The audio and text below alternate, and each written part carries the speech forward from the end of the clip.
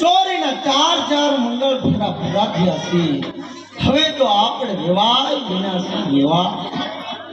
હા રાજા, હવે તો આપણે રેવાય થયા છીએ. ચાલો સાથે બેસી ભોજન લઈએ અને પછી છૂટા થાય.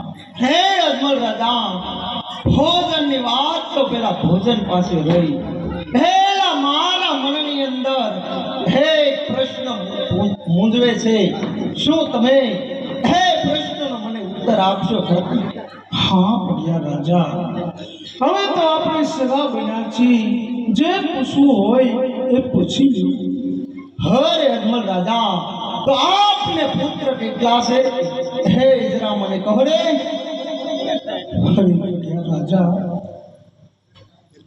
લસા લક્ષ્મીની સગુણા એમ 3 દીકરી છે. શેર માટેની મારી ખોટ છે. રે શું વાત કરો છો અજમલ રાજા? શું તમે પેટ પુત્રના વાંજ્યા છો એમ?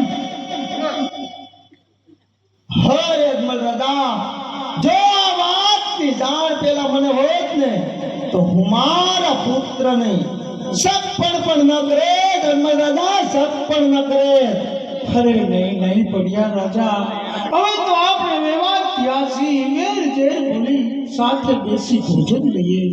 અરે અજમલ રાજા, આ પડિયારના કેવા આકરા નિયમ છે એની કદાચ તમને ખબર પણ નહીં હોય. અરે વાંજિયાના ઘરનું આ પડિયા પાણી ન પીવે તો ભોજનની વાત તો ભોજન પાસે જ રહે.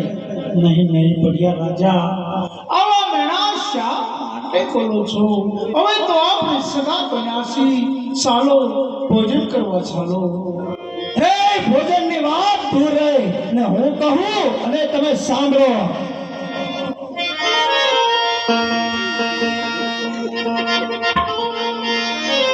યાજે પોખરણ ગઢને પાતર પઢિયાર ભૂલા રે ખોજા.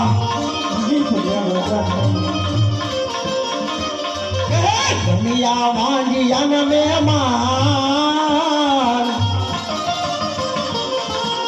પોખરણ ગઢને પાતર પઢિયાર ભૂલા રે ખોજા.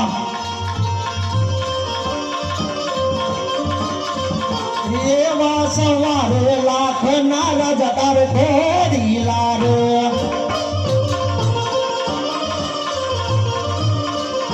નક્કી અને ઘોડા નો ખેલનાર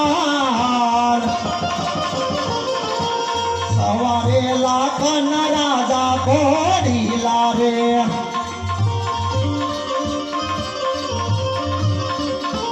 એવા સવારે લાખ ના રાજા તારા પારણા રે.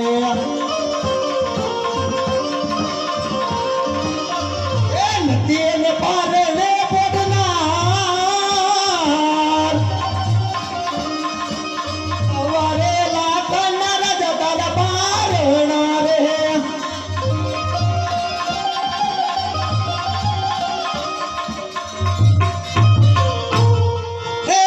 રાજા, કાન ખોલીને સાંભળી લેજો કે બાંધું એને બાંધું, છોડું એને છોડું, ઉઠતા પંખી ન પાડું તો મારું નામ પણ પટિયાર નહીં.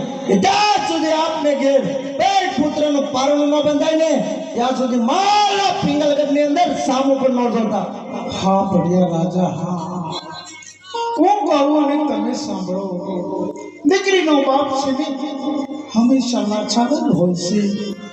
માટે તમે પણ મને એક વચન આપો કે જાઓ તમારી દીકરી છે એને એ મારી દીકરીની જેમ રાખીશ. માટે આજે આ દીકરીનો બાપ તમારી પાસે કાલા વાલા કરે છે.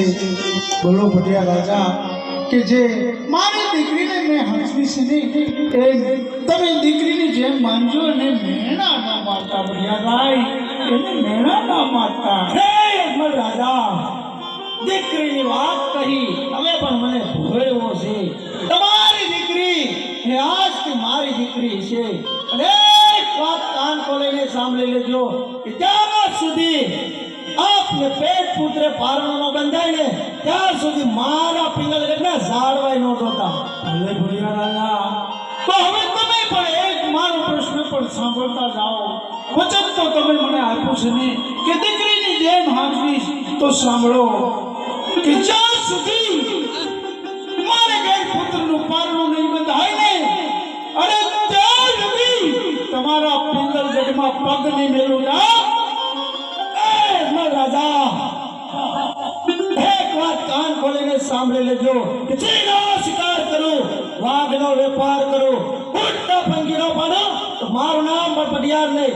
જો તમે તમારા વચન ભૂલતા નહીં. અરે હા, આ 37 વચ્ચે તમારા જે વચન આપ્યા ને એ પાસે જાઓ.